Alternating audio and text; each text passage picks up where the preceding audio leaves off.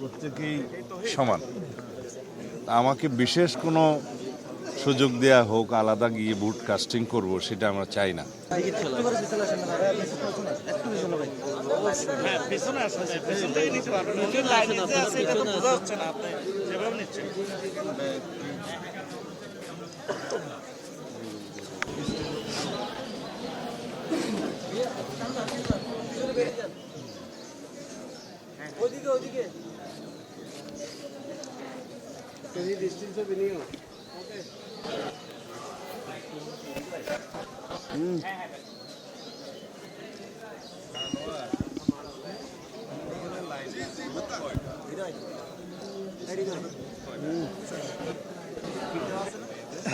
শীত মাত্র অফ করছি ভাই একটু ক্যামেরাটা একটু নিচে করিয়েন কেমন?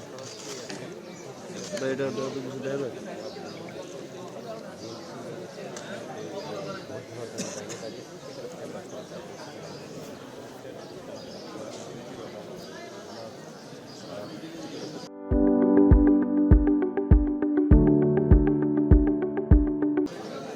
ভাই দিয়ে দিছি।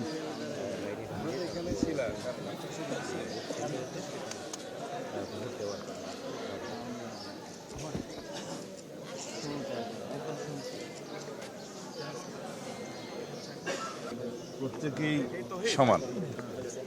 আমাকে বিশেষ কোনো সুযোগ দেয়া হোক, আলাদা গিয়ে ভোট কাস্টিং করব, সেটা আমরা চাই না।